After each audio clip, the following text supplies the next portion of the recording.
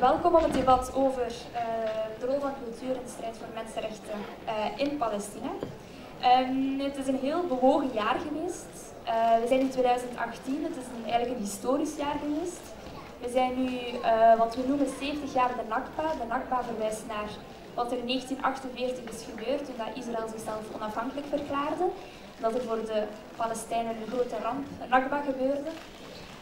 Dat is nu ondertussen 70 jaar terug. We zijn ook al meer dan 50 jaar dat de Palestijnse gebieden militair bezet worden door Israël. En ook voor Gaza, de blokkade, zijn we ook al meer dan 10 jaar dat aan de gang is. Dus er is zeker heel veel belangrijke zaken aan het gebeuren. Maar 2018 was ook een jaar dat voor veel mensen hun ogen geopend heeft in de zin van de misdaden die de Israëlische bezetting veroorzaakt. We hebben Ahed Tamimi gehad, een 17-jarige meisje dat maandenlang in de gevangenis heeft vastgezeten omdat zij zich verdedigd heeft tegen een Israëlische soldaat. We hebben in Gaza de protesten gehad, waarbij dan meer dan 1000 Palestijnen zijn doodgeschoten terwijl ze vredesvol aan het protesteren waren. We hebben president Trump gehad, die besloot had om de Amerikaanse ambassade te verplaatsen naar Jeruzalem, terwijl dat helemaal niet de hoofdstad is, dus waarbij dat hij duidelijk zijn steun uitte voor het Israëlisch-Zionistisch project. Maar we zijn ook positief, want we hebben daardoor gezien dat veel meer mensen openlijk hun steun uiten voor de Palestijnen. Er zijn artiesten opgestaan, academici, professoren, burgers. Er zijn protesten geweest waar ongetwijfeld veel van jullie ook aanwezig waren. Dus we zien dat het verzet ook groeit. Vandaar ook dat we nu dit debat organiseren om een heel specifiek deel van dat verzet te belichten, namelijk wat we de culturele boycott van Israël noemen. Daarvoor hebben we 3 gasten uitgenodigd. Ik heb hier links van mij Christine Hemmerrechts, dan heb ik Samir Eskanda en Eyal Sivan. Misschien heel belangrijk, jullie hebben in het programma gezien dat normaal gezien Omar Barghouti hier ging zijn. We hebben gisteren van hem bericht gekregen dat hij het niet haalde. Waarom? Hij heeft een reisverbod gekregen. Wat dat eigenlijk maakt dat hij het land niet kan verlaten. Hij kan Palestina nog Israël verlaten. Wat dat eigenlijk maakt dat Omar Barghouti, coördinator van de BDS-beweging, eigenlijk gevangene in eigen land is. Wat eigenlijk een situatie is voor heel veel Palestijnen vandaag de dag. Maar we zijn ook heel blij dat we Samir Eskanda hebben, die naast mij zit. Dus ik zal meteen beginnen met hem voor te stellen. Samir is ook coördinator van de BDS-beweging in Europa. Hij is daar de expert over culturele boycott, dus de perfecte persoon om hier te zitten. En zelf is ook artiest en Palestijn en woont in Londen. Dus ik kon hier gelukkig heel snel vragen, waarvoor dank. Dan heb ik hier Christine Hemmerrechts naast mij. Voor de meesten onder jullie zeker gekend, Belgisch auteur. En ook komt heel veel op, schrijft vaak over Palestina en is ook net terug van de Palestijnse gebieden. Dus ik ben ook heel benieuwd om te horen wat ze daarover te vertellen heeft. En dan hebben we ook meneer Eyal Sivan. Meneer Sivan is Israëlische documentairemaker, heeft daar lang les gegeven aan de universiteit, maar woont ondertussen in Parijs en doceert in Amsterdam. En hij is ook een van de meest prominente of meest gekende voorstanders van de culturele boycott van Israël. En heeft daar ook heel veel over te vertellen over hoe dat voor hem vanuit zijn positie is. Hij heeft daar ook een boek over geschreven, dus zijn we ook heel benieuwd om te horen hoe dat er gaat. Dus we hebben een heel divers panel die vanuit verschillende kanten kunnen belichten wat die culturele boycott juist is. Dus daar kijken we heel erg naar uit. Dus we gaan eraan beginnen. Ik ga beginnen met iets langer het woord te laten aan elk van de sprekers en daarna zullen we weer een debat hebben onder elkaar. Dus misschien de vraag die allemaal op ons lippen brandt, zal ik vragen aan Samir. Die culturele boycott en algemeen dat 3-letterwoord BDS, wat is dat juist? Hoe is dat ontstaan en hoe is dat geëvolueerd? Kan u ons uitleggen? Thank you very much for the invitation and the very warm welcome. It's great to be here with everybody today. Just a quick clarification, I'm not a coordinator for BDS in Europe, but I do work closely with a number of different organisations around the world on the cultural boycott and other facets of BDS. So BDS was launched in 2005. By the broadest coalition in Palestinian civil society. And it has 3 very clear aims. The first of which is ending Israel's occupation of Arab lands occupied since 1967. The second is ending Israel's institutionalized system of racial discrimination against Palestinian citizens of Israel. And the third aim is upholding the rights of Palestinian refugees to return, the refugees and their descendants who were displaced and dispossessed since 1948.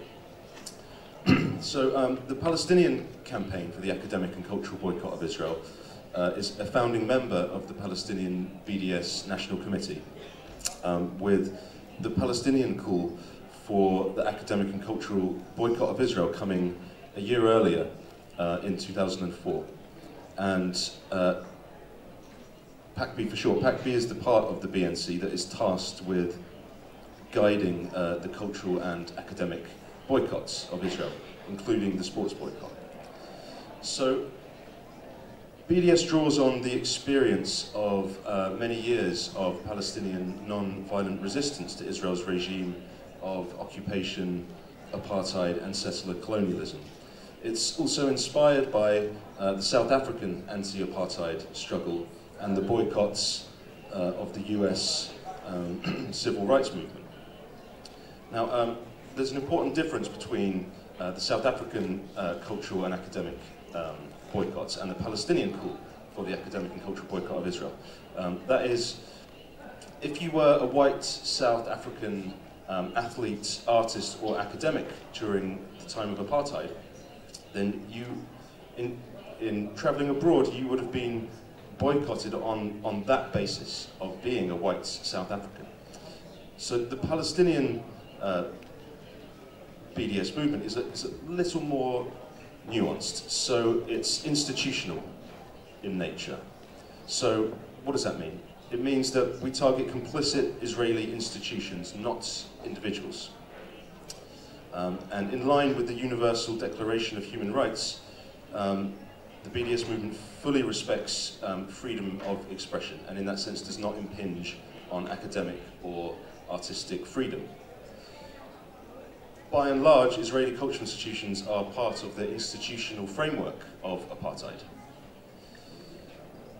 So the BDS movement categorically opposes all forms of racism and discrimination, including anti-black racism, homophobia, and anti-Semitism. The BDS movement targets complicity, not identity.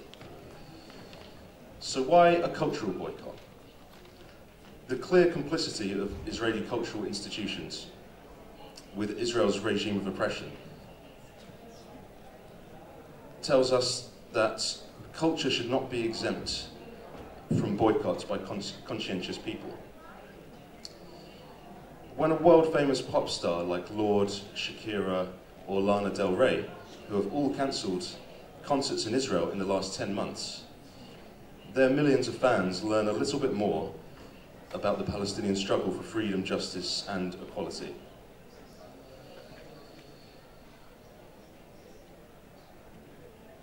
When the New Zealand pop star Lorde cancelled a show she'd scheduled in Tel Aviv, only 6 days after announcing it last December, she was then subject to a really vicious smear campaign by the pro-Israel lobby in the United States, who took out a full-page ad in the Washington Post calling her a racist and a bigot. And in reaction to that, 100 leading artists, including Hollywood A-listers, came to her defense, signing an open letter supporting her freedom of conscience and the right to boycott.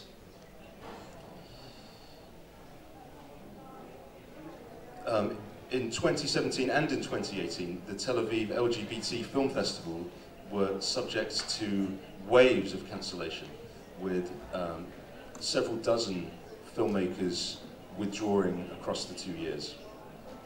In Germany, last year, a campaign was launched on the Pop Culture Berlin Festival, where 8 artists, including the headliners Young Fathers last year, and this year 6 artists, including a headliner John Mouse, the American musician, all withdrew from the festival in protest at that festival's decision to partner with the Israeli embassy. again highlighting the institutional nature of the boycott. So I can say a little more.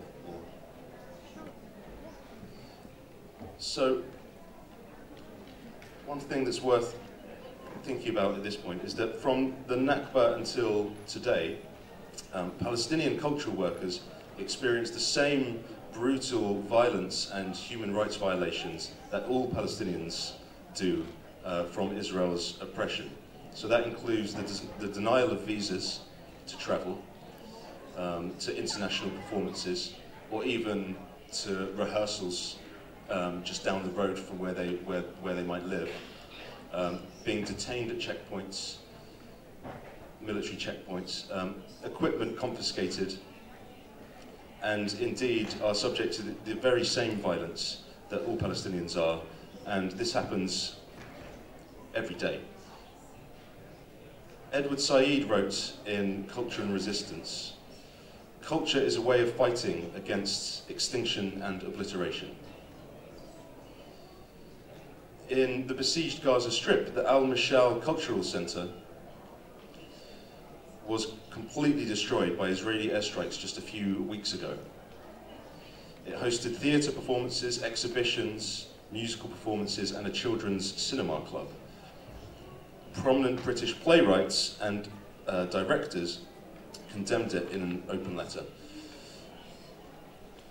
Following the ransacking of the Sakakini Cultural Center in Ramallah in 2002, Mahmoud Darwish, the Palestinian poet, some of whose manuscripts were also destroyed in the ransacking, said, "The Israelis wanted to give us a message that nobody and nothing is immune, including our cultural life. I took the message personally. I know they're strong and can invade and kill anyone, but they can't break or occupy my words. That is one thing they can't do. My poetry is the one way I have to resist them." So the way that we understand art takes on a new meaning under such conditions. Thank you very much. So, if I can... Ik ga in Nederlands praten. Als ik het mag samenvatten, inderdaad. De BDS is de vraag voor een boycott, investeringen en sancties van Israëlische instituties. Om zo eigenlijk ze aan te zetten om de mensenrechten te respecteren van de Palestijnen. Er zijn al veel overwinningen geweest. Het gaat dan bijvoorbeeld over dat artiesten die heel bekend zijn als Shakira, Lorde, niet gaan spelen in Israël. Dat zijn overwinningen geweest van de beweging. Maar we zien tegelijkertijd ook dat cultuur, of dat een van de doelstellingen is dat cultuur niet gezien wordt als iets dat buiten het hele systeem van bezetting en onderdrukking staat. Dus daar zou ik eigenlijk graag vragen aan meneer Sivan om daar dieper op in te gaan. Op welke manier gebruikt het Israëlische systeem cultuur om haar eigen systeem van onderdrukking in stand te houden? En misschien kan u ook toelichten het boek dat u geschreven heeft, Boycott Legitiem, dus de legitieme boycott. Wat u heeft aangezet om dat te schrijven en misschien de voornaamste punten die u daarvoor wilt brengen.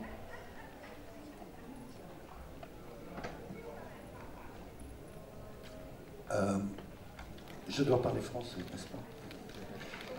Je vais le faire en français. Apologize, but you have the translation. Eh bien, d'abord peut-être permettez-moi de rajouter quelque chose à la présentation. En effet, mon métier est cinéaste, je parle aux citoyens et non pas aux cinéastes, et je suis pas seulement citoyen européen depuis un an maintenant, mais je suis né, j'ai grandi et je suis toujours citoyen israélien et j'appartiens à la majorité blanche dominante.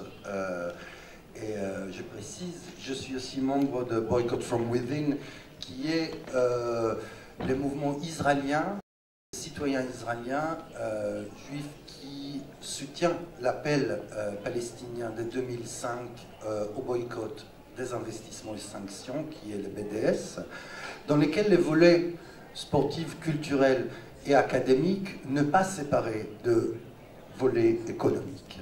Je l'ai dit parce que les livres que nous avons écrits avec Armel Laborie, je vous le montre parce qu'on parle de livres, c'est Un boycott légitime pour les boycotts culturels et universitaires d'Israël. Il est publié aux éditions La Fabrique. Il existe pour l'instant qu'en français et en allemand. Et dédié au volet culturel et académique qui toujours pose un peu problème. C'est-à-dire mettre les deux mots ensemble, boycott d'un côté et culture de l'autre, soulève parfois de la gêne, y compris par peut-être des gens parmi vous, même, je dirais, parmi les amis sincères et solidaires de la cause palestinienne. C'est une des raisons pour lesquelles nous avons voulu écrire les livres et le dédier à la question de boycott culturel et universitaire. Là, je vais parler de boycott culturel, pour insister sur une chose. Les boycotts, la campagne BDS lancée en 2004 puis 2005 par les Palestiniens, appelle à la solidarité internationale. Elle nous appelle, d'une certaine manière, à y répondre par le boycott. Ce n'est pas une proposition de supermarché. Ce n'est pas une proposition, moi je suis pour le boycott économique, mais je ne suis pas pour le boycott culturel, je suis pour l'universitaire, mais les sportifs me demandent. Il s'agit d'une demande de répondre à un appel qui est le boycott, les désinvestissements et les sanctions d'Israël sur 4 volets: économiques, universitaires, culturels et sportifs.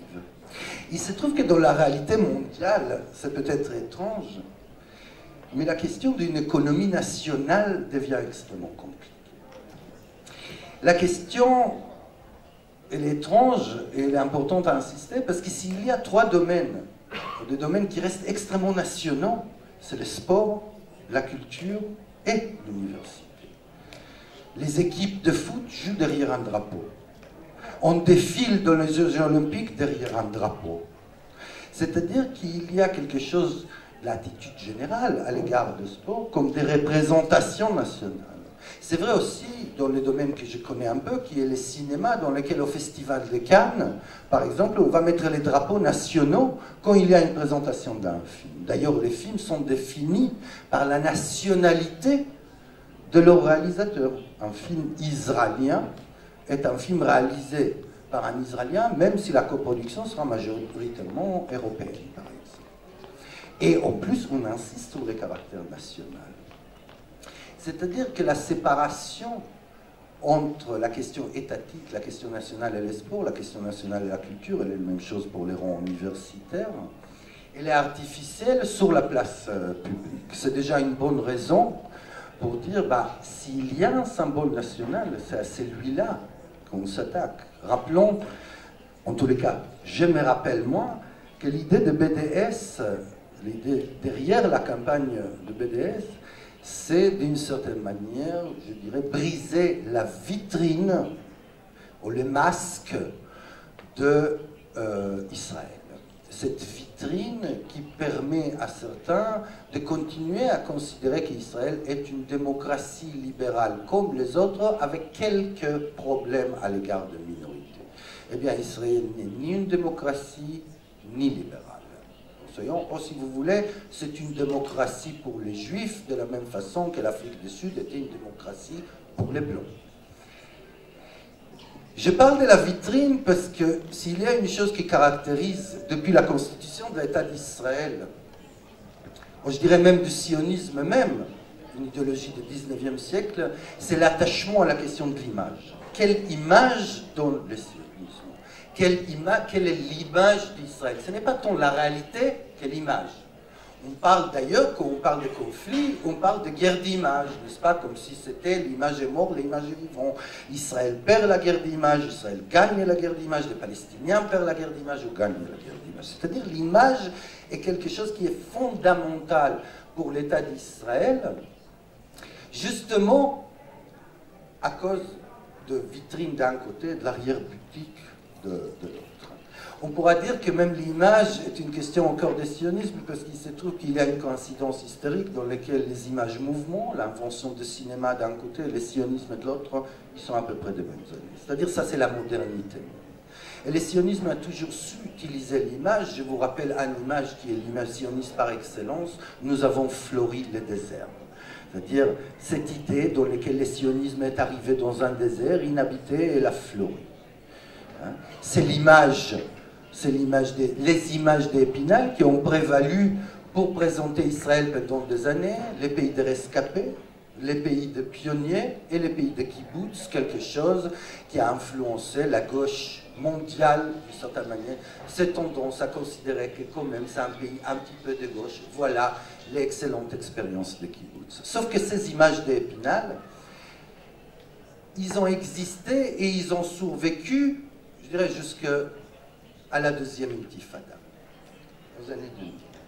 Si vous vous rappelez, au début des années 2000, la télévision française, France 2, a diffusé presque en direct, en tous les cas filmé en direct, l'assassinat de Mohamed Al-Doura, qui était un enfant dans les bras de son père, qui a été assassiné par des tirs de l'armée israélienne. Et à ce moment-là, les autorités israéliennes disent « Nous avons perdu la guerre des images. C'est fini. » C'est-à-dire que l'image d'un pays victime qui résiste, d'un pays de pionniers, d'un pays de kibbutz, un pays de rescapés, a commencé, cette érosion commence dans la guerre des Liban de 1982, va suivre en 1987 dans la première intifada et va se briser, s'éclater en 2000.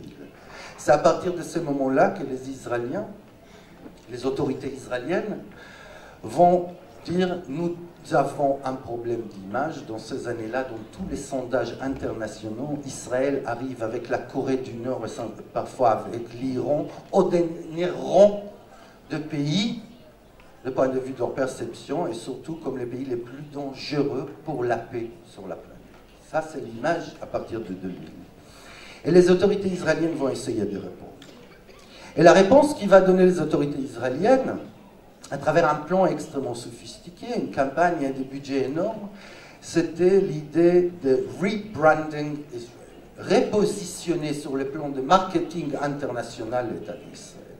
Ce projet va prendre du temps à être mis en place, il va être étudié, et à partir de 2006, il va être lancé comme un projet de marketing de l'État d'Israël, dans lequel les lignes, peut-être l'élément principal de ce marketing, c'est qu'il faut créer une situation de séparation entre Israël et les circonstances malheureuses de la région, fin de citation, c'est-à-dire le conflit israélo-palestinien.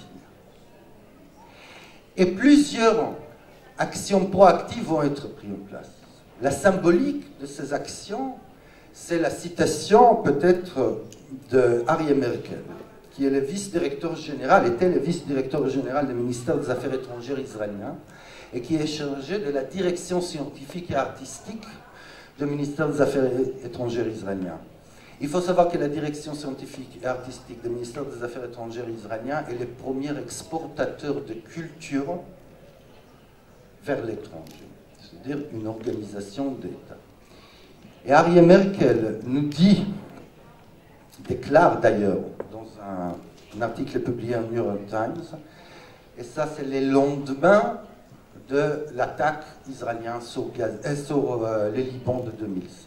Il déclare la chose suivante: nous allons envoyer à l'étranger des romanciers et des écrivains connus, des compagnies théâtrales, des expositions. On montrera ainsi un plus joli visage d'Israël pour ne plus être perçu dans un contexte de guerre.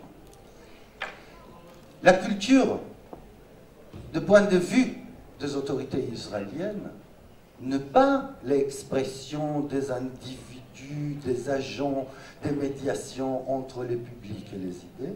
La culture, aux yeux des autorités israéliennes, est un instrument politique. Ce n'est pas moi qui le dis, c'est Nissim Ben Chitrit, le directeur général du ministère des Affaires étrangères israélien, qui dit « Utiliser les productions culturelles israéliennes pour atteindre les objectifs politiques de l'État d'Israël. C'est d'autant plus nécessaire face aux défis auxquels doit faire face l'État d'Israël, confronté à l'expansion des actions de délégitimisation et de boycott.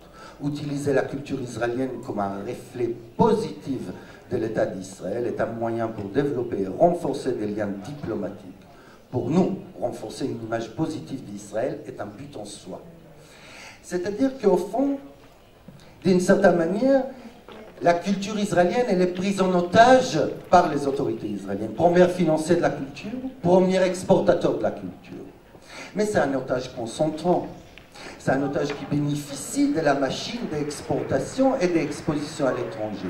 Et surtout, l'artiste, le cinéaste, l'écrivain israélien bénéficie d'un réseau extraordinaire à l'étranger qui est extrêmement difficile à se rétracter. C'est une condition économique et une condition de diffusion qui sont le relais du gouvernement israélien à travers ses agences culturelles, mais surtout avec les réseaux énormes des intellectuels, amis et institutions d'Israël à l'étranger. Les artistes israéliens qui voyagent à l'étranger, ou qui font voyager leurs manuscrits, ou qui font voyager leurs copies à travers la valise diplomatique, c'est-à-dire à travers la direction culturelle et artistique, qui sont la majorité des artistes israéliens. Ceux qui acceptent de participer dans des actions qui sont soutenues par des institutions étatiques ou para-étatiques israéliennes sont boycottables. Ils sont boycottables parce qu'à partir de ce moment-là, ils acceptent sciemment d'être des représentants israéliens, représentants de l'État d'Israël. D'ailleurs, le gouvernement israélien fait signer aux écrivains, aux représentants à l'étranger, ceux qui parlent à l'étranger, il fait signer un contrat de discrétion des prestateurs de services à l'État d'Israël dans lesquels la personne s'engage à ne pas critiquer ouvertement l'État d'Israël. Alors, vous allez me dire, mais Sivan, vous exagérez un petit peu, puisque si nous regardons à partir de l'Europe qui sont les écrivains, qui sont les cinéastes que nous voyons les Amos-Oz, David Grossman, nous voyons des films comme Valse avec Bachir, par exemple, nous voyons des films sur l'occupation, et alors vous dites, mais comment c'est possible? Comment c'est possible qu'une société, un État qui vote, des citoyens d'un État qui vote à 85%, pardon, dans un sondage, disent à 85% adhérer au bombardement sur Gaza de 2014, c'est-à-dire au massacre de 551 enfants quand même. Comment ça se fait dans un pays qui vote majoritairement à droite et à l'extrême droite? Comment ça se fait dans un pays ségrégué comme si que la représentation culturelle, elle est un genre d'une social-démocratie, un genre de gauche molle, quelque chose de gens que si vous le demandez, ils vous diront, nous, on est pour la paix. C'est-à-dire des gens courageux, si vous voulez. Eh bien, c'est peut-être ça la chose à comprendre le plus. Israël utilise la culture, soi-disant progressiste, pour pouvoir se montrer à l'étranger. Parce qu'une des analyses qui ont fait d'ailleurs des académiques israéliens, que c'est eux qui étaient les conseillers du gouvernement israélien au moment de rebranding, de repositionnement de marketing d'Israël, c'est dire qu'il faut adapter notre image aux valeurs occidentaux et à l'image occidentale. Ce qui explique par exemple l'instrumentalisation de la communauté LGBT en Israël, alors que c'est un pays homophobe avec des lois extrêmement sévères sur le plan religieux et en même temps devenu un havre pour l'homosexualité internationale, en réalité une ville, Tel Aviv. C'est ce qui explique les positionnements de Tel Aviv en avant et non pas de Jérusalem, Jérusalem avec ses conflits religieux, etc. Et ce qui explique aussi l'envoi à l'étranger et les soutiens de films et des œuvres qui sont progressistes. Je termine en disant, aujourd'hui, nous, d'une certaine manière, je devrais dire nous, appartenant à la majorité blanche et dominante de cette société israélienne, ayant dans cette marge qui est la culture et l'académie, nous sommes les privilégiés parmi les privilégiés. La source de conflit est la distinction entre ceux qui ont des privilèges et ceux qui n'ont pas. C'est pour ça que c'est un conflit ethno-raciste. Personne ne renonce à ce privilège en se réveillant le matin en disant j'ai trop de privilèges. C'est seulement la pression extérieure sur justement la société privilégiée parmi les privilégiés, celle qui se considèrent comme les gens bien, qui peut ébranler cette conviction que nous sommes les gens bien. Et c'est à ce titre-là, le boycott il est paradoxal. Le BDS il est paradoxal parce qu'il dit à la société israélienne, venant de Palestiniens, nous vous donnons la chance de re-rentrer dans les rangs de droit international alors que vous êtes actuellement du côté de la criminalité. Et je vais terminer par un remerciement. Le BDS, je dis un remerciement, le BDS, le boycott des investissements sanctions, y compris les boycotts culturels sans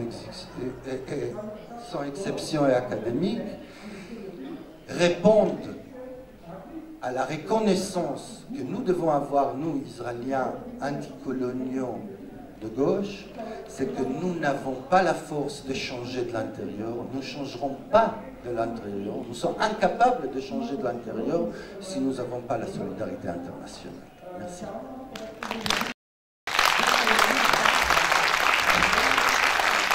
Bedankt voor deze verhelderende uitleg.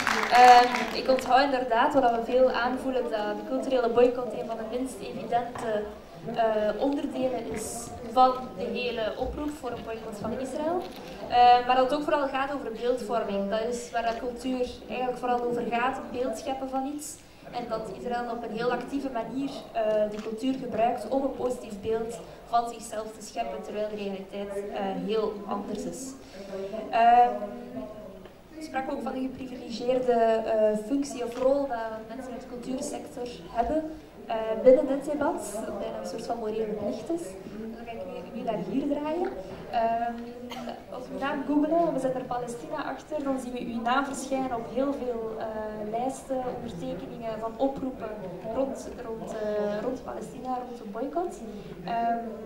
Dus ik wou graag vragen van hoe is u daarbij gekomen, wat sprak u daar zo aan en hoe ervaart u dat zelf ook? Maar misschien ook heel interessant, u bent net een dag terug, gisteravond net terug van een reis naar Palestina en Israël. Dus als u daar ook over kunnen vertellen, lijkt dat heel interessant om een beetje verhalen van het terrein te horen. Ja. Goeiedag allemaal.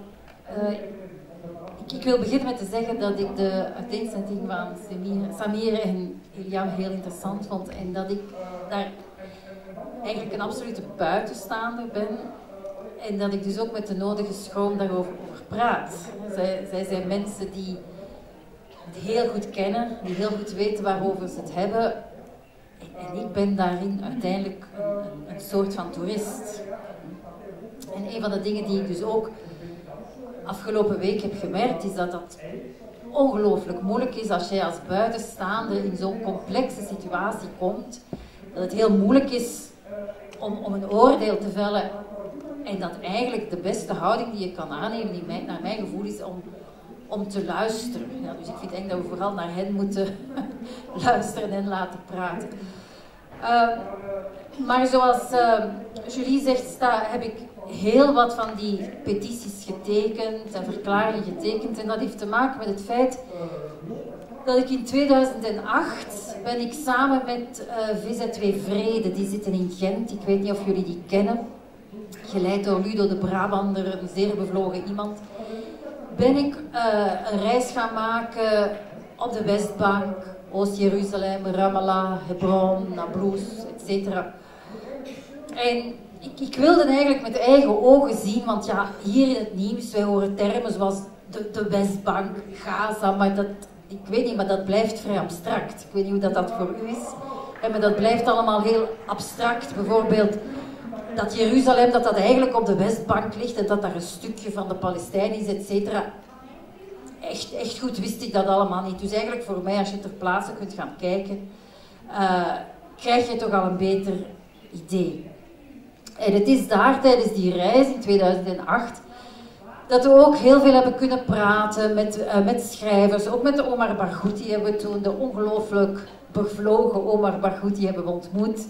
We hebben mensen ontmoet die met theater werken, enfin, heel veel mensen ontmoet.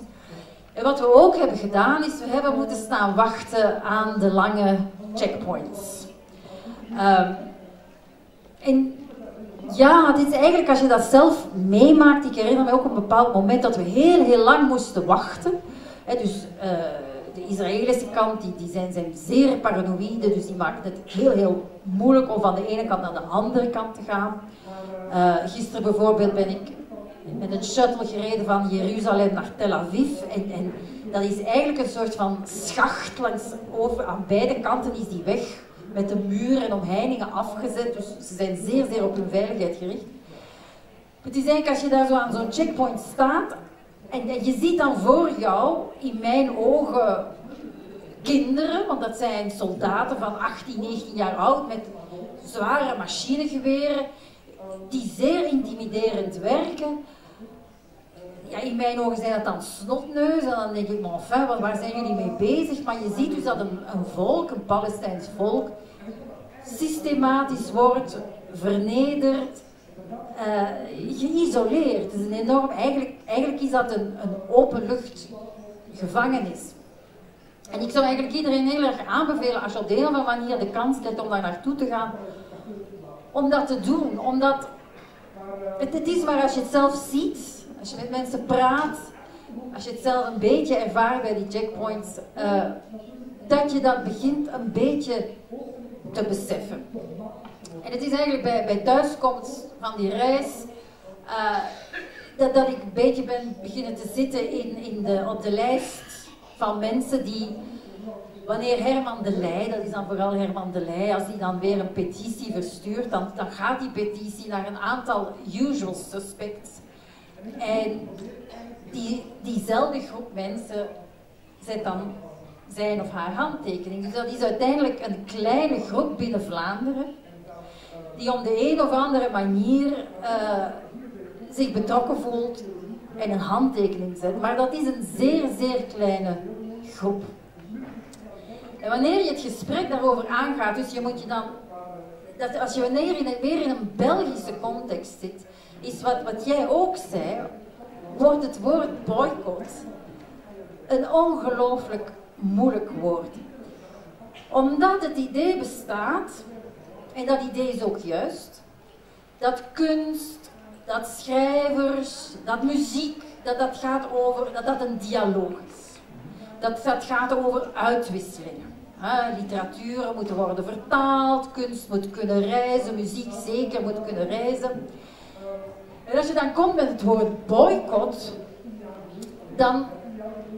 en als je dan in een Belgische context bent, is het zeer moeilijk om dat te rechtvaardigen. Waarschijnlijk is dat ook jouw ervaring. En dan zegt men al gauw, maar enfin Christine, met een boycott bereik je niks.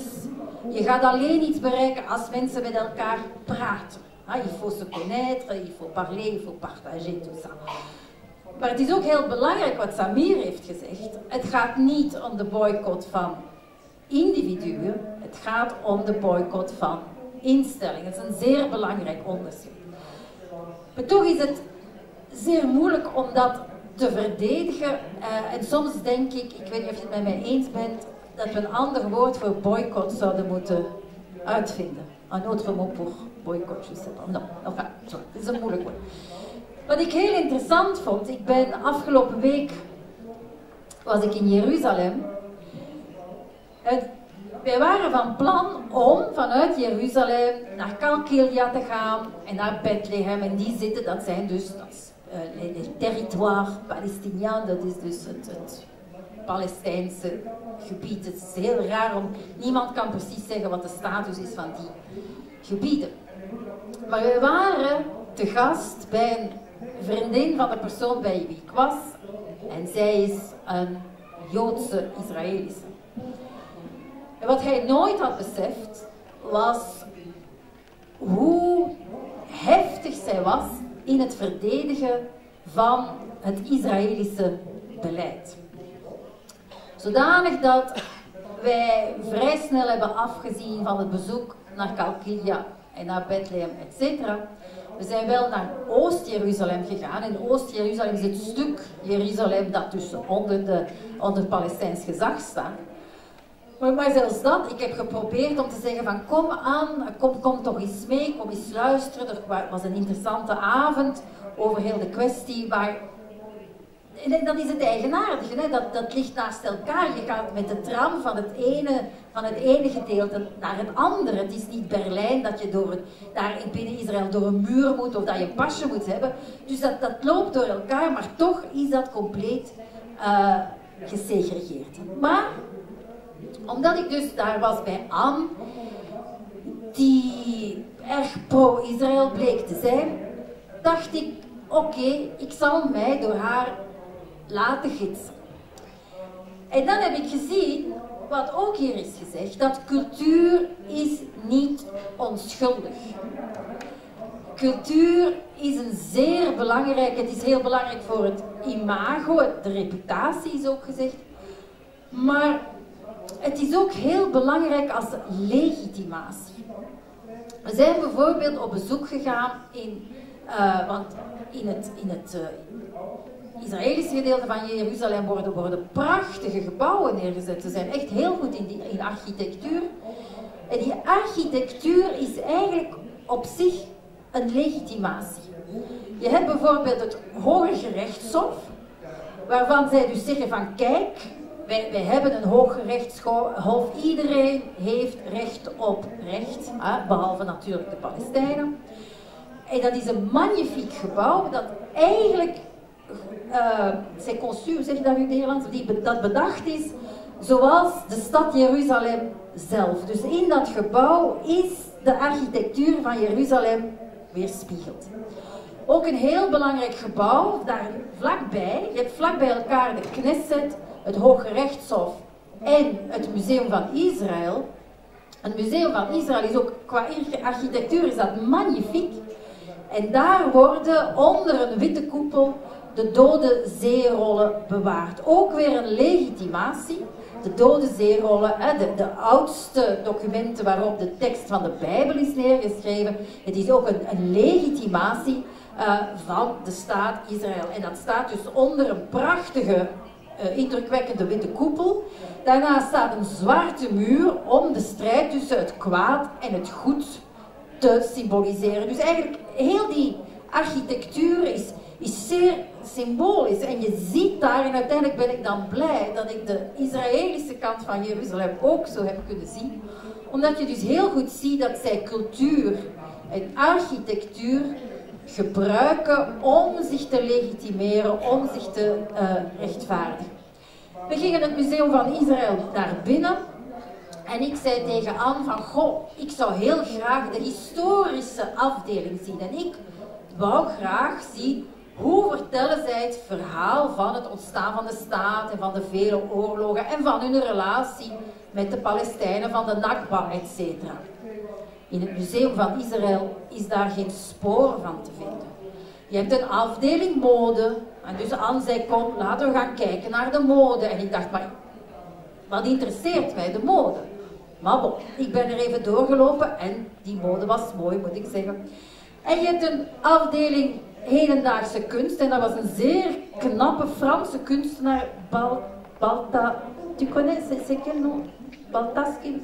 Tu sais, oh, maar prachtig werk. Oui, celui-là. Dus die man is tegen de boycott in, is die zijn werk komen tentoonstellingen in het Museum van Israël. En dan zie je inderdaad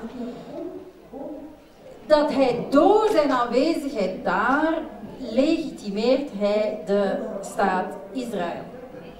Ik weet niet of jullie de controverse hier hebben gevolgd rond Michael Bormans. Ik weet niet of jullie dat gevolgd hebben, maar Michael Bormans is een zeer succesvol kunstenaar hier in België.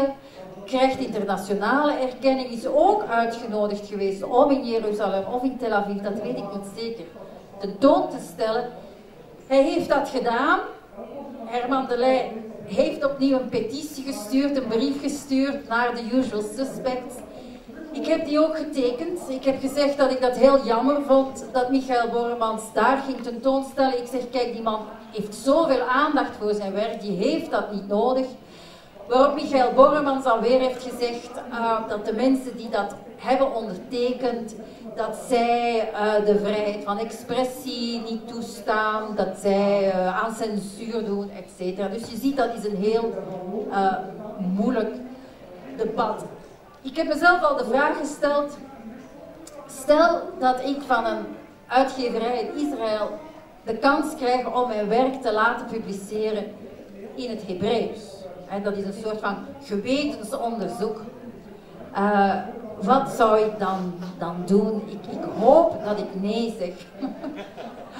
Maar kunstenaars zijn ijdele mensen. En kunstenaars willen uiteraard dat hun werk mensen bereikt, dat het wordt gezien. En dan krijg je waarschijnlijk, en dat is bij Michael Bormans geloof ik het geval geweest, een conflict tussen je geweten voor de meerderheid, voor de mensheid, en je persoonlijke ijdelheid.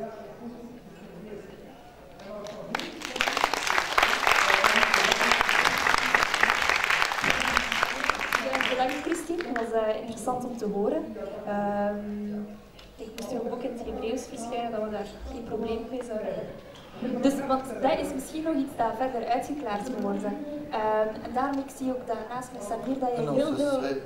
C'est pas vrai, ça serait... ce n'est pas répondre au boycott. Les Palestiniens demandent aux étrangers, justement, Alice Walker, Angela Davis, beaucoup des écrivains ont refusé d'être publiés par des maisons d'édition israéliennes à cause de la solidarité au niveau du boycott.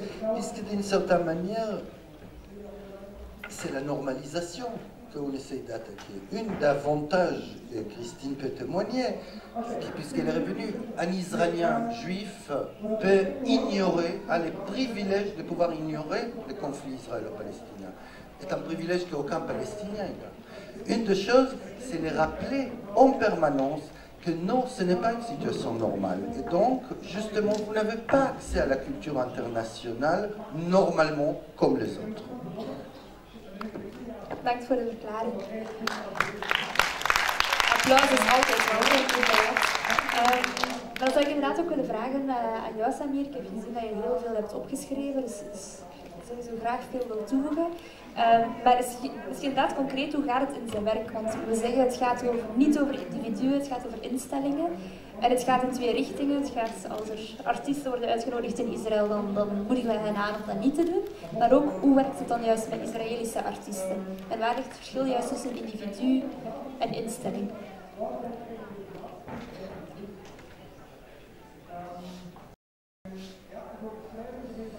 Thank you.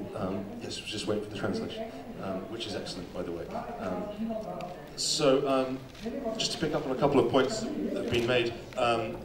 So I guess in theory there would be no objection to, you know, a translation into Hebrew. I guess what Eyal is saying is that when it becomes part of an Israeli institution, when it's being done for an Israeli a publishing house in Israel, then that becomes subject to the institutional boycott the Palestinians are calling for. I wanted to read a quote from Archbishop Desmond Tutu, South African. He said, "Just as we said during apartheid that it was inappropriate for international artists to perform in South Africa in a society founded on discriminatory laws and racial exclusivity, so it would be wrong for Cape Town Opera to perform in Israel. Cape Town Opera should postpone its proposed tour," this was a few years ago, "until both Israeli and Palestinian opera lovers of the region have equal opportunity and unfettered access to attend performances."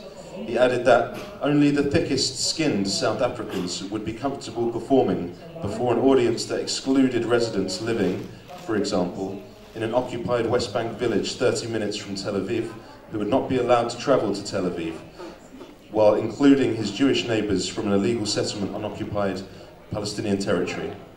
And I have to say, for me personally, I don't find really any of the counter arguments against a cultural boycott of Israel to be particularly compelling, nor very difficult to refute. One that you hear often is that music or art is for people, not governments. You know, this is something that you hear quite a lot. I mean, Tom York of Radiohead, for example, the British rock band, said last year, before they decided to cross the Palestinian boycott picket line, that Radiohead don't endorse Trump, but they still play America. Now, there's a few obvious problems with that, not least that no one has called for a cultural boycott of America. But, in fact, the Israeli regime endorsed Radiohead, even though Radiohead didn't endorse the Israeli regime. So Israel's Strategic Affairs Minister, Gilad Erdan, gave CNN a comment. He said, "We salute Radiohead." His mandate in his ministry, he has tens of millions of dollars worth of budget to try to suppress the Palestinian-led BDS movement, including through a tarnishing unit. So when he's saluting your band, I think you might have a slight moral problem there. Similarly, Nick Cave said that his choice to cross the picket line, he portrayed it as a kind of moral stand against what he called censorship, ignoring the fact that censorship is top-down, not grassroots, and that the Palestinian BDS movement is entirely consistent with artistic freedom.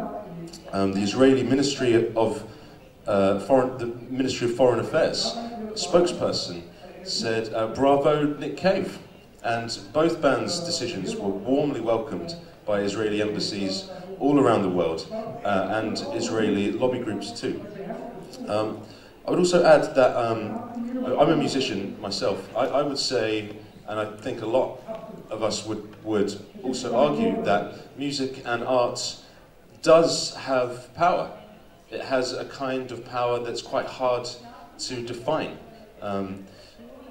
As Brian Eno, the composer and producer, says, the use of that power depends whose hands it gets into. You know, that power can be used for propaganda, and Israel knows this very well and is very effective at turning art into propaganda in exactly the way that Eyal described earlier. So, to try to answer your question, so I suppose there are different ways of looking at the application of the cultural boycott. The kind of campaigns that a lot of people would be aware of would be some of the ones I've just mentioned, like Radiohead, Lorde, Lana Del Rey, the ones that kind of get the headlines following major international campaigns of solidarity that often are kind of driven by fans of those groups who are highly motivated to try to engage positively the people, the artists that they've always respected, into trying to persuade them to make the right decision. But there are other forms of engagement as well that probably go less noticed, and I think it's good to think about proactive engagement too, and I think that's some of what you're talking about here as well, which is trying to persuade and engage and educate artists and others about the BDS movement before they take that crucial decision to announce something in Israel and then follows some sort of campaign. It's better if we can persuade people not to go in the first place and perhaps to sign a pledge of some sort. Now, there are quite a few different pledges for cultural workers around the world. There's one in the UK, which has been signed by nearly 1,300 UK-based artists. That's the Artists for Palestine UK pledge, to uphold the cultural boycott of Israel, to refuse professional engagements in Israel or with events around the world sponsored by its government, such as the case of Pop Culture Berlin that I mentioned earlier. That followed similar initiatives in Montreal, Canada, the United States, particularly New York, Ireland, and elsewhere. So, some of those pledges would have come from I mean, as Israel kind of escalates its kind of race to the bottom in terms of the massacres committed, particularly in the Gaza Strip, such as 2014 Operation Protective Edge, these kind of widespread and well-publicized, including on social media, atrocities without the filter of corporate media lead to increased solidarity as people know they have to respond where governments aren't. And similarly, following Israel's massacre in the besieged Gaza Strip this May, as the US moved its embassy to Jerusalem in defiance of international law, as you mentioned earlier, about 50 or 60 mostly British indie bands held synchronized endorsement of the cultural boycott on social media using the hashtag Artists for Palestine. None of them had ever played before. Most of them had probably been offered, but they all decided at the same time and date to endorse the cultural boycott in a synchronized way. And for me, these sort of acts of solidarity are deeply moving.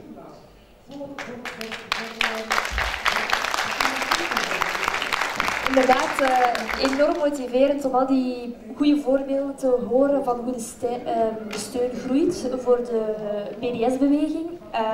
Maar we zien daarin ook eigenlijk een grote tegenbeweging.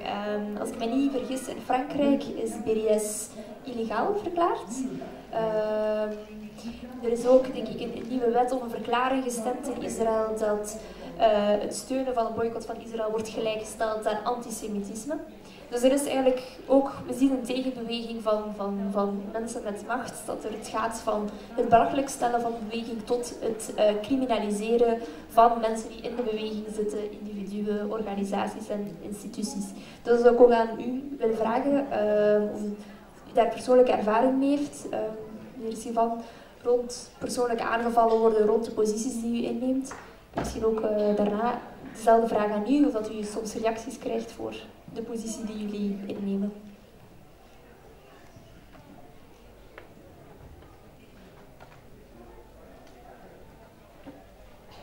D'abord, permettez-moi de corriger. Non, le boycott n'est pas interdit en France. C'est de la propagande du gouvernement français et des organisations pro-israéliennes. Il y a un arrêté de la Cour française, de tribunal français, qui criminalise le BDS. Une action spécifique. En France, le boycott de produits est quelque chose qui est interdit, pas d'Israël. En France, ça s'appelle entrave au commerce. C'est une loi très très ancienne. C'est sur ces bases-là qu'on essaye de criminaliser les boycotts. Mais si les boycotts étaient vraiment interdits en France, ces livres-là seraient interdits. Donc, n'est-ce pas? Donc, une des choses qu'en France on essaye de distiller, c'est que le boycott est interdit. Le BDS n'est pas interdit. Il est interdit, en effet, c'est ça que la Cour a dit, dire boycott d'Israël. Parce que là, ça fait de la discrimination. Mais si on dit boycott d'Israël apartheid, ça c'est permis. Mais ça, c'est l'hypocrisie française aussi, si vous voulez. L'idée de la guerre contre le BDS, ce n'est pas simplement quelque chose qui est venu comme ça pour délégitimer le BDS. Déjà en 2010, il y a un plan par une organisation israélienne, un think tank, un centre de recherche israélien qui s'appelle Rehout, qui propose au gouvernement israélien la stratégie de délégitimer les délégitimateurs. C'est compliqué à dire. Délégitimer les délégitimateurs. Dans lequel l'idée, il l'écrit noir sur blanc, c'est un rapport, on peut le trouver sur Internet, ça a été adopté par le gouvernement israélien. C'est en réalité, c'est délégitimer le soutien de BDS en les accusant d'antisémites et essayant de prouver un triangle qui est la gauche radicale européenne avec BDS, avec les mouvements islamistes terroristes. Voilà, ça c'est les plans. Et il l'applique, c'est tout. Donc, l'acte de délégitimation fait partie de la guerre. C'est comme la constitution d'un board de centaines d'avocats internationaux qui vont aller attaquer toute personne qui soutient BDS. C'est eux qui font la campagne et qui ont fait la campagne à l'intérieur de partis de Labour, du Parti travailliste anglais, pour adopter la définition d'antisémitisme, incluant la critique d'Israël comme l'antisémitisme. Donc, si vous voulez, c'est de la bonne guerre, de leur point de vue. C'est l'acte de légitimation, mais ça prouve aussi la réussite extraordinaire de BDS. C'est-à-dire, si les BDS étaient un rien de tout, comme ils disent, pourquoi ils investissent des centaines de millions? Pourquoi ils ont constitué un ministère? Gilad Arden, ministère de la Sécurité intérieure, est chargé des affaires stratégiques, et aussi le ministère chargé de la lutte contre les BDS. Le BDS a été déclaré en 2015 par le président israélien comme la menace stratégique majeure qui pèse sur Israël. Avant ça, c'était la bombe nucléaire iranienne qui était la menace stratégique suprême. Donc moi je dis, si nous avons la force d'une bombe atomique et en plus une action pacifiste, utilisons-la à mort. Donc, si vous voulez, évidemment, il y a une tension. Plus le mouvement BDS, la campagne, parce que c'est pas un mouvement, plus la campagne avance, plus on entend, plus sur les campus américains, des associations, de syndicats, d'artistes, plus des voix même, et j'y reviendrai, qui viennent d'Israël, sont en train de soutenir BDS, plus il va y avoir d'actions de délégitimation, des insultes, etc. Sur le plan personnel, non. Mais bon, ça fait longtemps que,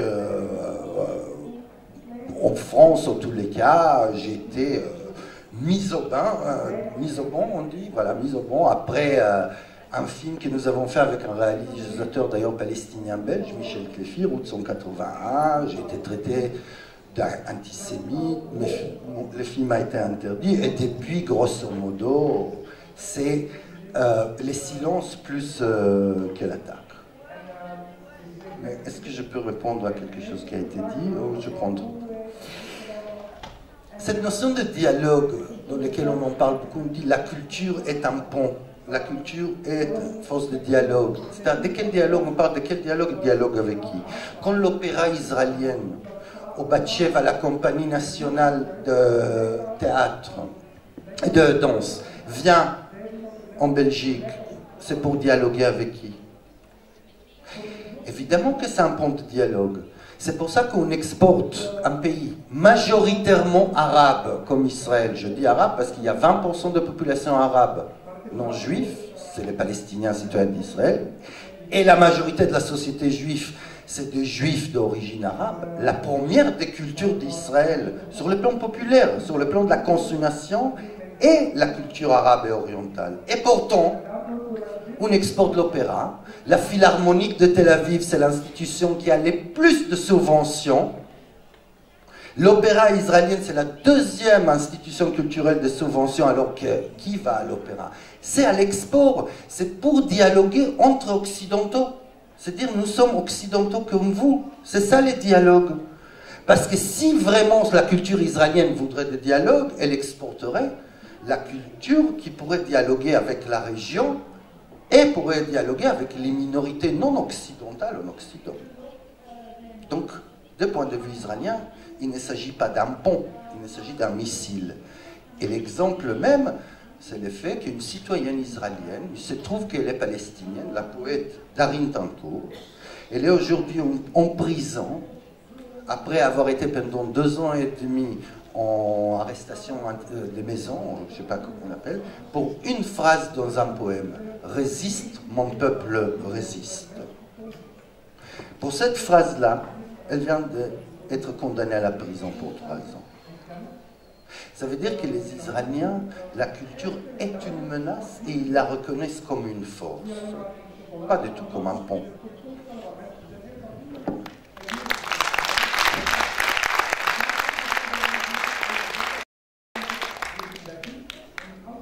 Heel interessant. Zie je, dat is het moeilijke. Eyal heeft absoluut gelijk. Maar als je dat gesprek hier voert, in een café, dan krijg je opmerkingen van ja, maar iedereen heeft toch het recht om te zeggen wat hij denkt en we mogen ons niet opsluiten in onze cultuur, maar we moeten de andere cultuur leren kennen, et cetera. Dat bedoel ik, het is altijd zo belangrijk in welke context praat je en wat is je referentie. Dus, maar bon. Alles wat hij zegt is heel juist en heel terecht. Julie vroeg mij van, ja, welke reacties krijg jij hier? Ik heb in alle eerlijkheid het gevoel dat heel veel mensen, als je zou rondgaan in België en aan mensen vragen, leg eens uit, hoe zit dat daar in Israël en met die Westbank en Jeruzalem en Gaza? Het is zo'n ingewikkelde geschiedenis en zo'n ingewikkelde situatie dat ik in alle eerlijkheid denk dat heel veel mensen er weinig over weten.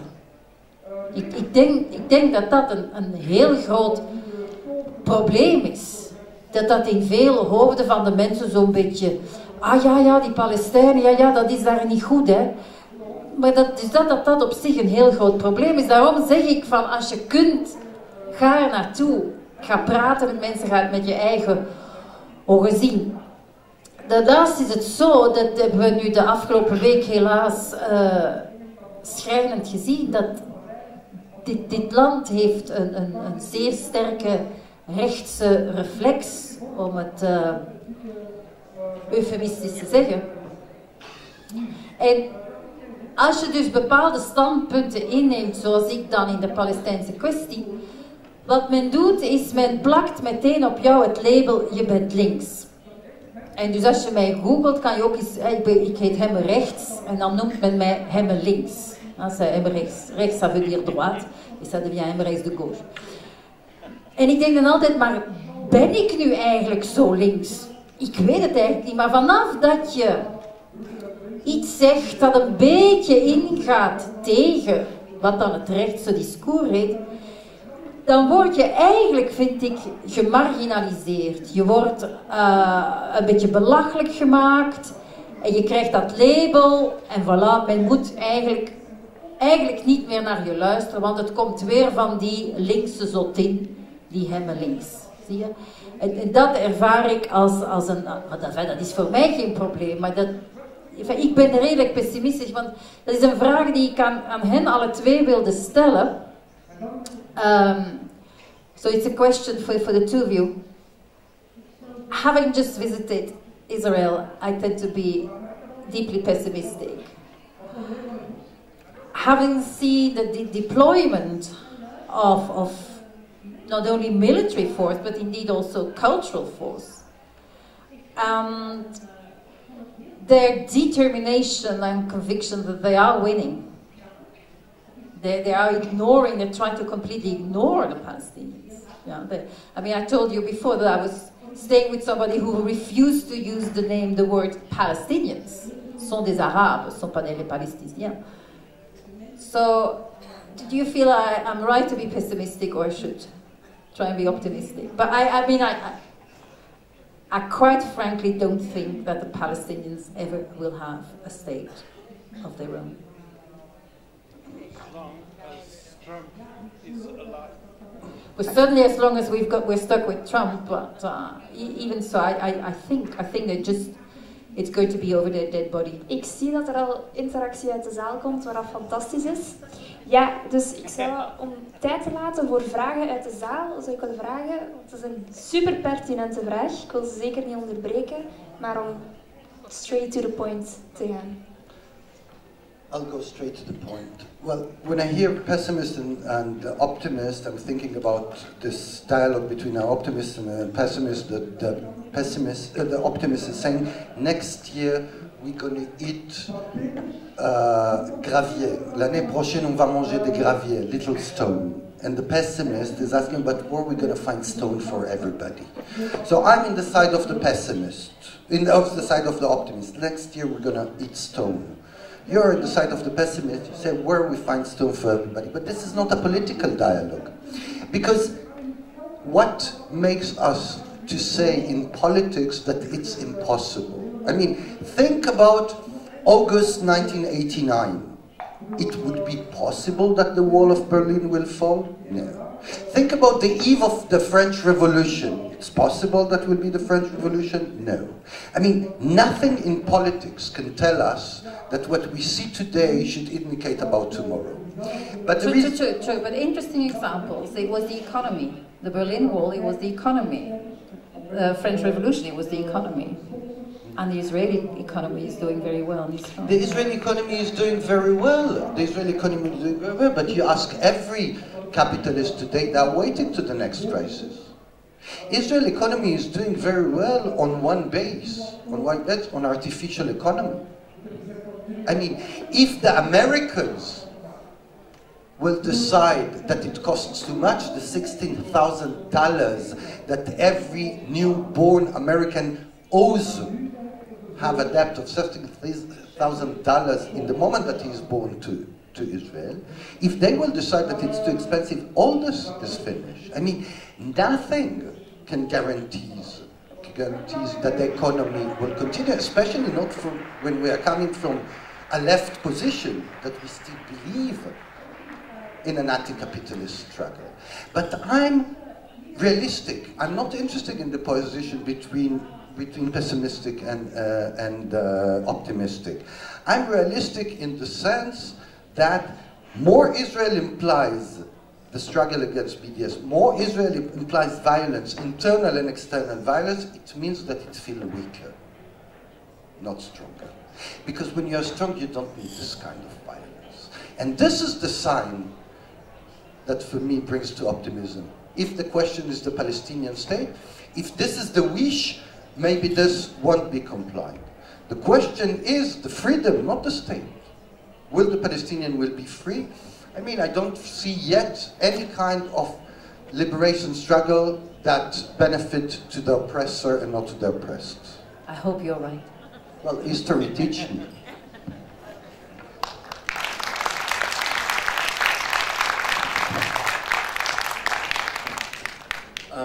I don't like to make long-term predictions, so I won't, but I remain an optimist. But regarding the next steps about what is going to happen in the next year, the next few years, what we can all do, one thing, there's one indicator which may be of interest, which is that Jewish American millennials are breaking with the State of Israel like never before. And that can be seen manifested in the decision of someone like the Israeli-American citizen and Hollywood beyond A-lister, Natalie Portman, who this year refused to attend a ceremony, the Genesis Prize, that was going to honor her because of the Israeli regime's atrocities, in her words, committed in the besieged Gaza Strip. A few months after that, a best-selling Israeli author, Harari, refused to be honored by the Israeli consulate of Los Angeles. And just in the last few days, again, I've forgotten the name,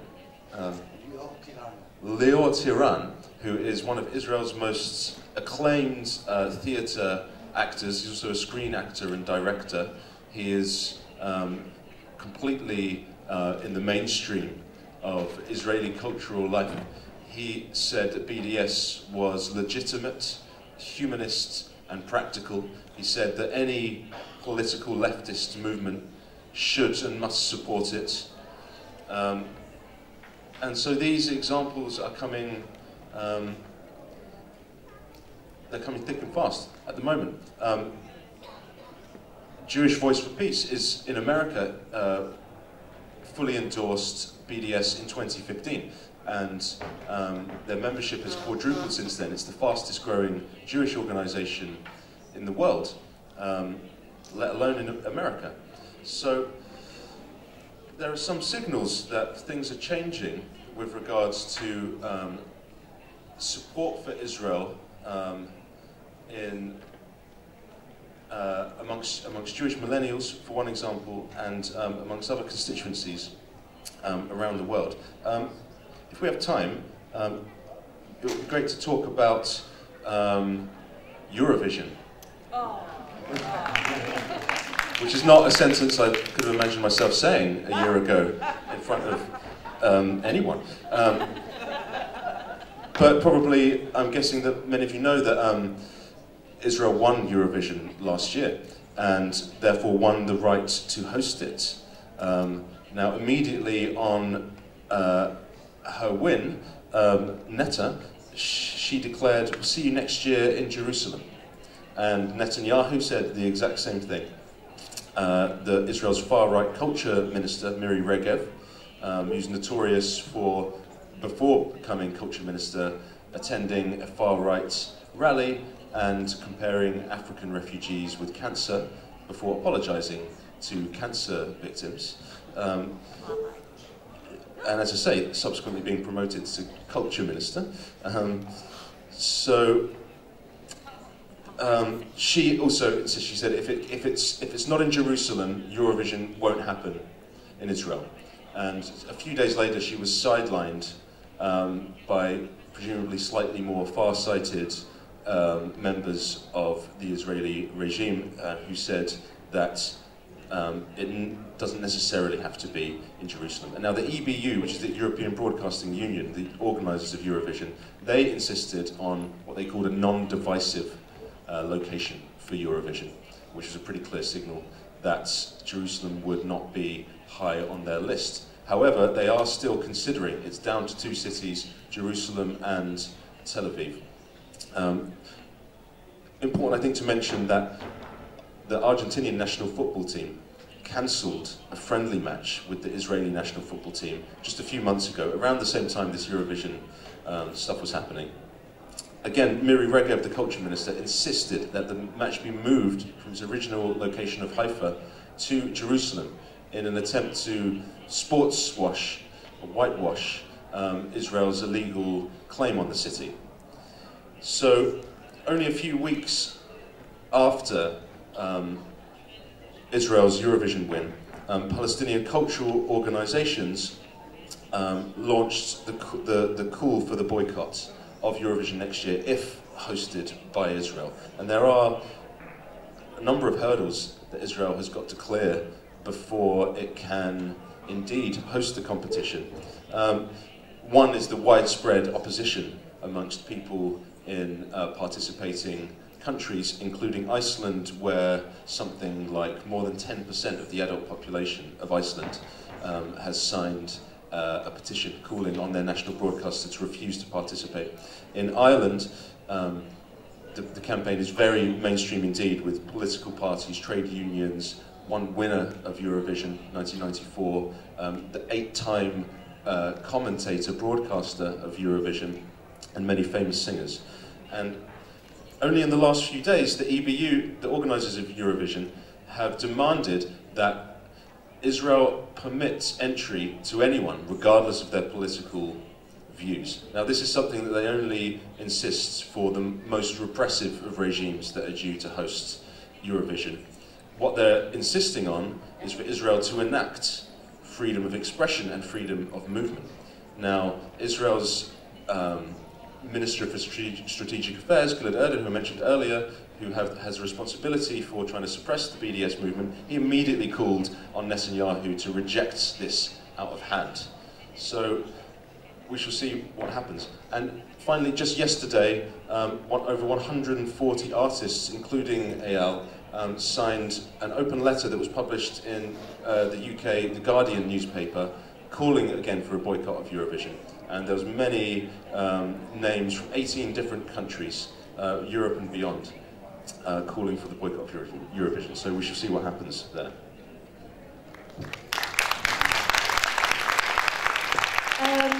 Ja, over Eurosong, Intal zou Intal niet zijn als wij daar niet aan meedoen. Dus jullie zien hier al bladeren door het publiek gaan, papieren met de petitie. We hebben alvast een Belgische petitie gelanceerd, omdat binnenkort het besluit genomen zal worden bij de RTBF wie zal deelnemen, of we zullen deelnemen.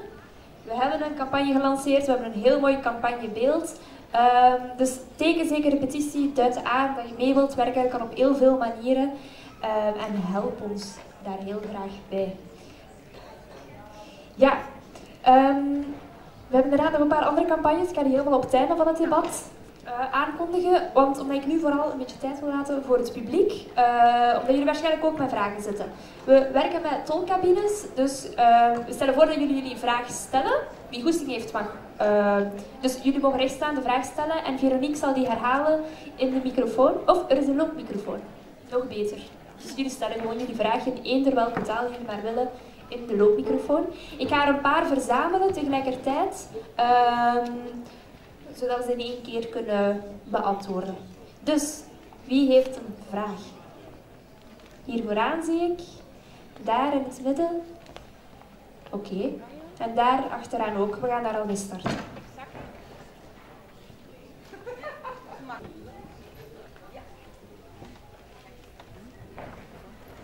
Ik had eigenlijk de vraag hoe dat Israëlische burgers de culturele boycott ervaren. Wordt er dan erover gepraat of wordt het weggezet als radicaal en we moeten er niet over praten? Wordt het als een aanval aanschouwd of wordt het aanschouwd als iets terecht, iets legitiem? Veronique is aan het lopen met de microfoon. Dat is inderdaad de ervaring van de Israëlische burgers in verband met de boycott. Vraag voor Christine Hemmerichs. U zei in de inleiding dat er volgens u weinig Vlaamse artiesten zich kritisch opstellen over Israël en de boycott ondersteunen. Ik heb toch de indruk dat het niet correct is. Er zijn 84 Belgische artiesten, acteurs en auteurs die de oproep voor de BDS getekend hebben. Ik vind het zeer veel. En een positieve noot die geen vraag is, of vergis ik me? Gewoon altijd welkom. Positieve noten zijn belangrijk.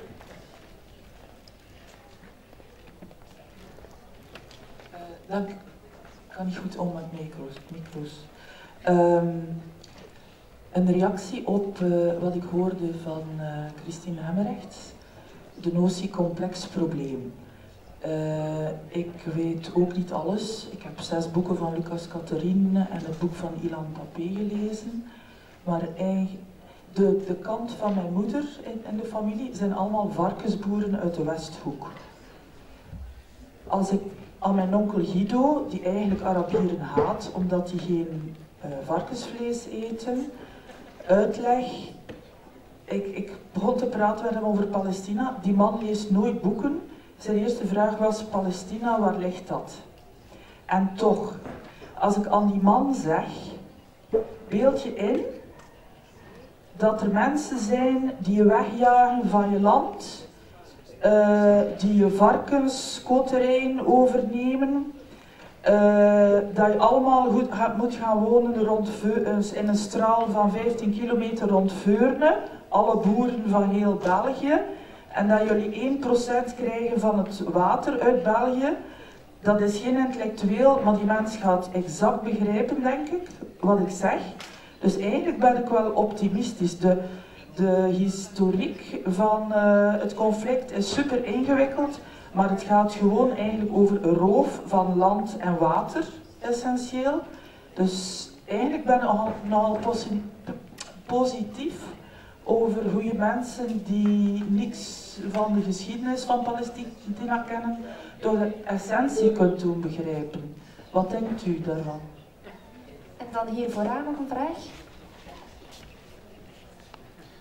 Bonsoir, je m'appelle Hassan Beraoui, je suis de lycée de Palestine en Belgique.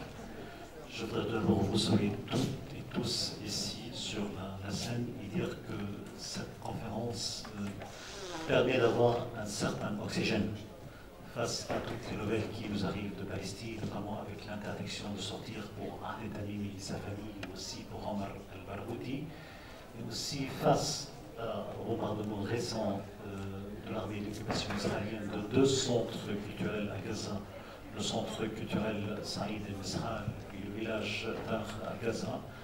Ce que vous dites ici offre réellement une perspective, offre réellement un espoir. Je voudrais saluer Eyal Sivan parce qu'il représente réellement une perspective de paix réelle, de paix juste, un jour entre Israéliens et Palestiniens. Je connais Eyal Sivan, j'ai assisté à beaucoup de ses films, notamment 181, que j'ai projeté à Gaza même en 2003-2004. Et c'est toujours un plaisir toujours de l'entendre, car elle représente réellement une certaine conscience juive, cette conscience juive qui refuse la domination, qui refuse l'occupation, qui refuse l'apartheid. Et c'est toujours aussi un plaisir pour moi personnellement de découvrir une intellectuelle Christine. Ça m'a fait très plaisir de l'entendre. J'aimerais pouvoir discuter plus tard avec elle.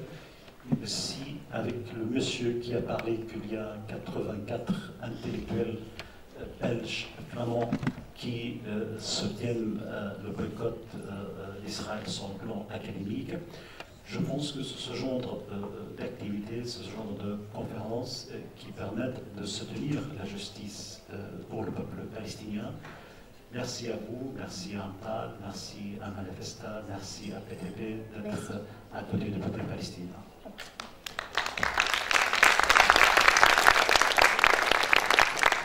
Je vais répondre peut-être à la question qui a été posée sur la relation des citoyens israéliens au boycott. Les boycotts pour les citoyens israéliens juifs, quand on parle de citoyens israéliens, j'imagine que vous posez la question des citoyens israéliens juifs, pas de la minorité de 20% de Palestiniens, eh bien, c'est le nom du diable aujourd'hui. C'est le nom du diable, c'est intéressant parce que les Israéliens voient toujours en 3 lettres de nom du diable. Pendant l'année, c'était l'OLP. L'OLP, le diable lui-même. Maintenant, c'est BDS. BDS, c'est le pire que vous pouvez imaginer. Et surtout, évidemment, le boycott culturel. Il y a les boycotts culturels et académiques. Il y a au sein de la gauche sioniste, au point qu'on peut les appeler gauche, mais disons au point... au sein de ce que j'appelle les centres extrémistes israéliens, eh bien, dans les centres extrémistes, il y a des voix qui appellent au boycott des produits des territoires occupés. Les boycotts des produits des territoires occupés, des colonies, c'est à peu près comme si je lançais les boycotts des oranges produits en Belgique. Hein. C'est la même chose. Il n'y a presque pas de produits dans les territoires occupés. Donc c'est comme boycotter les bananes belges, par exemple. Donc, le BDS, maintenant, c'est le nom de l'ennemi même. Et ça va BDS, mouvement antisémite, comme ça ensemble. Mais il faut voir qu'est-ce qui va se passer. Samir vient de parler de Lior Tiran, qui n'est pas n'importe qui comme acteur. Personne ne peut dire qu'il est un mauvais acteur. Il était membre d'un des 2 grands théâtres nationaux. Et on verra, est-ce que ça va changer quelque chose. C'est-à-dire, peut-être, Lior ouvre maintenant une porte, mais en tous les cas, il ébranle l'idée que le boycott est un acte de haine d'Israël. C'est-à-dire, c'est ça qu'on essaie d'expliquer, que le boycott veut, comme d'habitude, détruire l'État d'Israël. Rappelons-le, un État qui possède 200 têtes de missiles atomiques. Donc, le BDS, nous, vous, on est en train d'essayer de détruire cette puissance nucléaire. Voilà comment on voit les BDS en Israël.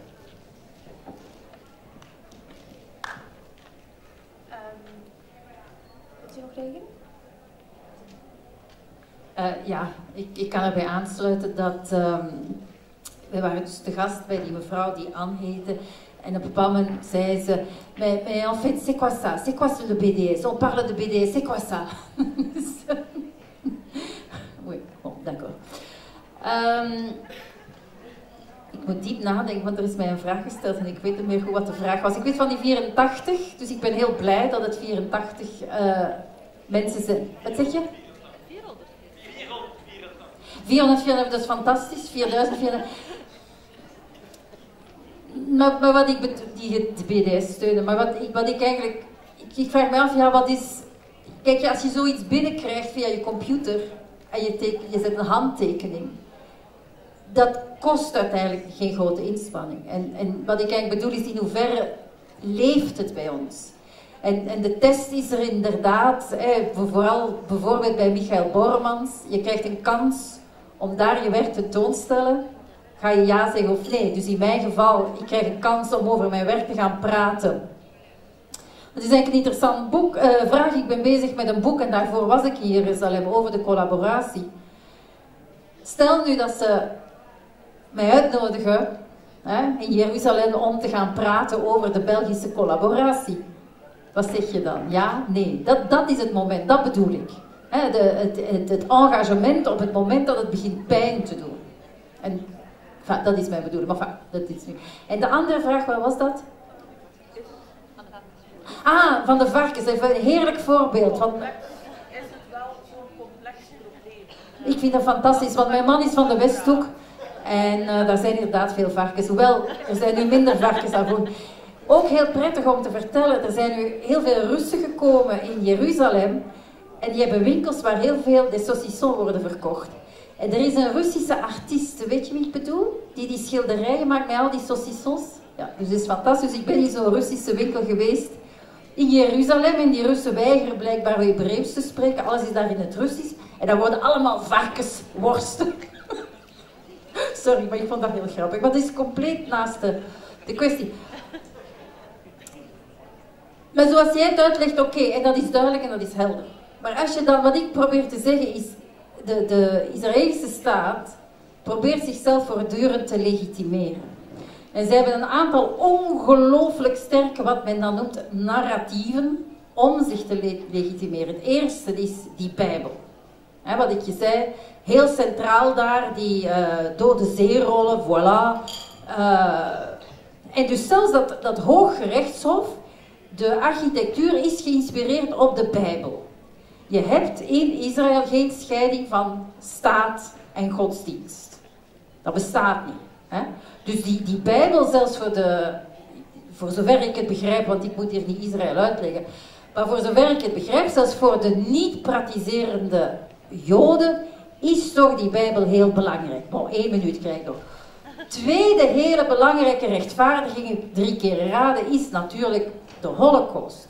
Je hebt daar dat ding met de dode zeerollen en je hebt het grote Yad Vashem museum gewijd aan de Holocaust. Dus als je dan, en daarom zeg ik, het is zo interessant om te praten daar en te praten aan de andere kant, aan de twee kanten te praten. En je voelt dat Israël heeft een heel sterk narratief om zich te verdedigen, om zich te legitimeren. Je kan het totaal oneens zijn met dat narratief, met dat verhaal. Ja? Maar je voelt dus wel, als je daar bent, dans un foyer juif à Jeruzalem, dat het ontzettend moeilijk wordt om bijvoorbeeld jouw verhaal over de varkens, dat terecht is om daarmee te komen. Zie je? Want mensen schieten meteen in de verdediging. Ja, maar weet jij wel, vanuit Gaza gooien ze met vuurpijlen naar ons en de borgen, en weet jij wel dit en weet jij wel dat. En dan denk ik, mijn reflectie is dan, ja, wie ben ik? Mijn grootouders zijn niet vergast geweest. Begrijp je? Het is zo, dat bedoel ik met het complexe. Ik denk gewoon als rechtshof, dan zeggen ze ons, allemaal verhalen, allemaal rechtvaardiging. En dus ook de cultuur wordt gebruikt als rechtvaardiging. Maar alle naties, België doet dat ook, Vlaanderen doet dat ook, 1302, dat is onze rechtvaardiging, etc. En dat bedoel ik dat ik dat heel moeilijk vind, maar misschien ziet u dat anders, maar ik vind dat heel moeilijk. Als je daar dan staat tussen al die partijen om met een grote muil te zeggen, het moet zus en zo zijn. Al zal ik jouw verhaal over de varkens nooit vergeten. Ik wou vooral zeggen, ik ben positief omdat ik tegen een oom van mij, die nooit boeken leest, die boer is, exact kan uitleggen wat het is als zijn land wordt afgepakt en als hij geen water meer heeft om zijn vrouw. Dus voor de vertaling, mevrouw voegt nog toe dat ze eigenlijk gewoon optimistisch is, omdat ze er zeker in slaagt om dat verhaal over te brengen. Maar mag ik nog één ding zeggen? Maar als je dan aan de boer zegt, ja, maar die mensen die dat land hebben afgepakt, die zijn uit hun huizen gehaald, die zijn op een trein gezet en die zijn naar de gaskamers gestuurd, begrijp je? En zo, dat is het aardse moeilijke van het verhaal. Ja, iedereen heeft... Ja, maar goed, iedereen heeft zijn verhaal, iedereen heeft zijn pijn. Ja, sorry, zeg maar. Je zou juist moeten zeggen, dus ik doe het een ander niet aan. Absoluut. Wat mij is aangedaan. Dus mevrouw zegt, je moet dan antwoorden, ik doe het een ander niet aan. Absoluut. Sorry, we gaan het moeten afronden. Ja. We kunnen daar dicht, we kunnen nog even... Ik zeg het niet voor mezelf, ik zeg het voor de vrijwilligers die op andere plekken moeten zijn. Daarmee En diegenen die naar de gaskamers geweest zijn, die zijn dood. Ja, dat zijn we hebben andere nog... mensen we krijgen nog 5 minuten, dat is heel zionisme sympathiek. hebben ontwikkeld. En ik ben positief, ik heb 41 jaar geleden voor de PLO... Ja, we gaan u een microfoon geven, want anders kunnen de tolken niet vertalen. Nee, ik heb 41 jaar geleden met de eerste groep van Artsen zonder Grenzen in Zuid-Libanon gewerkt. En dat was voor de PLO, of voor de Palestinian Red Crescent Society. Ik heb gewerkt met de broer van Yasser Arafat. Ik heb met Yasser Arafat zelf heel veel gepraat. Ik heb met jongeren gepraat. Ik heb met mensen gepraat die vroeger verdreven werden uit Palestina, gevlucht zijn naar Jordanië. Dan is daar een Zwarte Septemberbeweging geweest. Dan zijn ze gevlucht naar het noorden van Libanon. Rond Beirut. Uiteindelijk zijn ze dan naar het zuiden gevlucht. En daar werden ze gebombardeerd door Israëlische vliegtuigen. Al bij al zie je en voel je bij die mensen, die staan altijd weer recht. En kinderen, die worden getraind ook, reeds op vroege leeftijd, om mee te doen aan verzet. Ondertussen zijn er een aantal dingen veranderd. El Fatah heeft zijn macht verloren ten voordele van de huidige Hamas. Ja. Het verloopt wat rustiger. Dan straks zei je, er moeten economische zaken zijn vooraleer een opstand kan slagen. Israël is heel rijk, artificieel rijk door de Amerikanen, maar de Palestijnen zijn vreselijk arm. Dat is gelijk de zwarte in Zuid-Afrika. En die hebben plots ook het apartheidsregime omver kunnen gooien. Dankzij Mandela, maar ook door de ontevredenheid. Inderdaad, veel parallellen te trekken. Ik ga hier gewoon vragen nog aan Jan en Samir om in 1 minuutje nog een final laatste woorden, niet laatste woorden klinkt heel maar nog een besluitende boodschap mee te geven. Ja. Moi, je veux finir sur cette notion de la complexité. Parce que, vous savez, la complexité, c'est un petit peu l'argument israélien. C'est très compliqué. Et je le dis parce que je ne comprends pas pourquoi il y a une complexité sur quoi, surtout dans un pays comme la Belgique, d'expliquer qu'est-ce que c'est occupation et qu'est-ce que c'est colonialisme. Les deux, vous connaissez bien. Vous étiez occupés et vous étiez des colonialistes.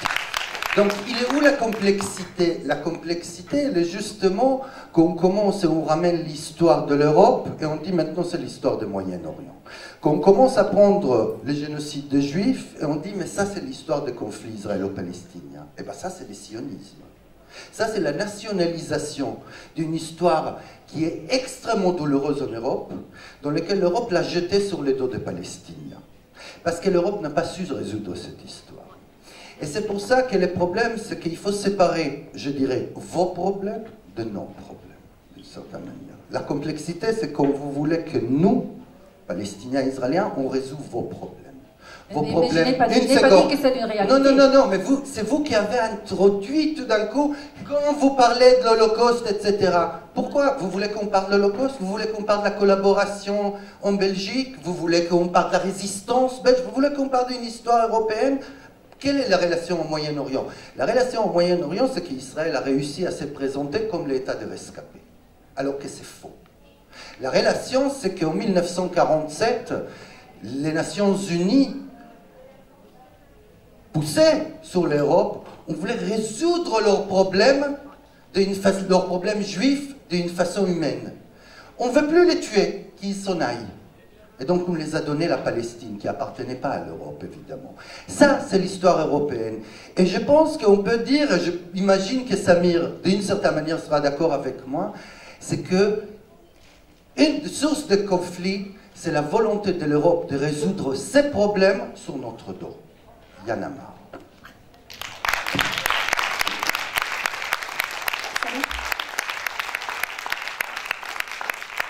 Thank you.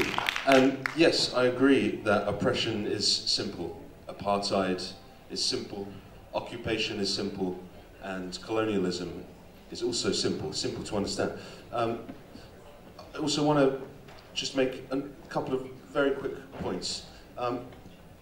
Just bring it back to the main theme of the discussion. So at any one time, there are many ongoing cultural boycotts around the world. One example, when several American states tabled anti-transgender legislation a few years ago, Bruce Springsteen and other artists spontaneously cancelled shows in imposing a cultural boycott of their own choosing.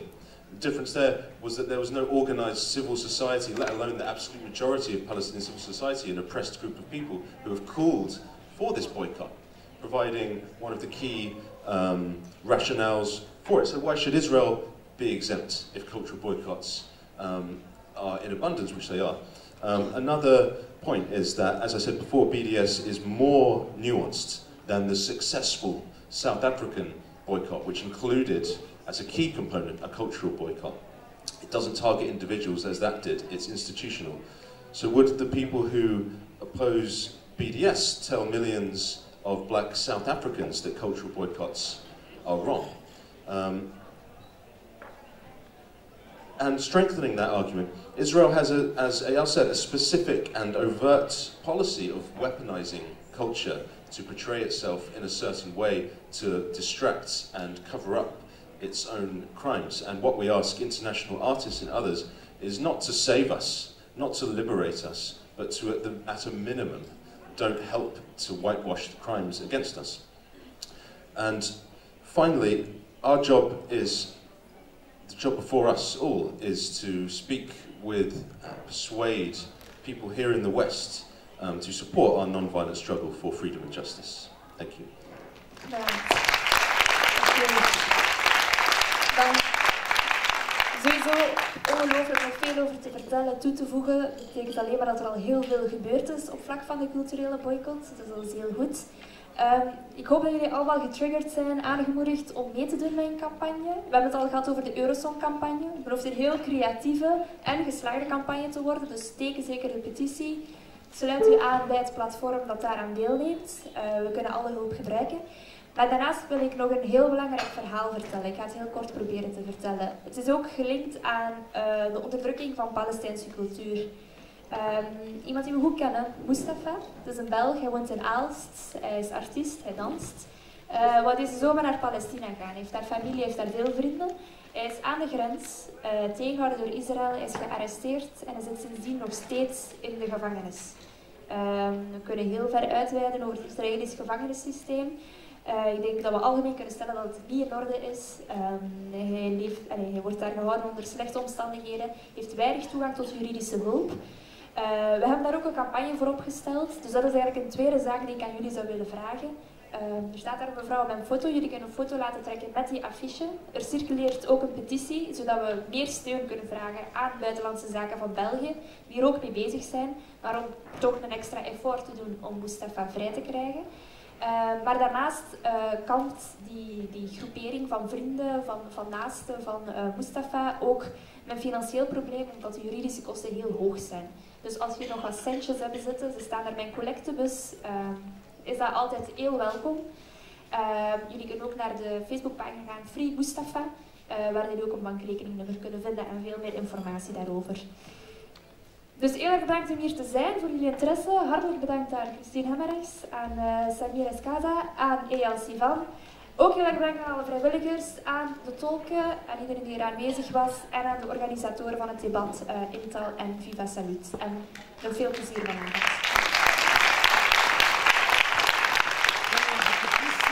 Kunnen de petitielijst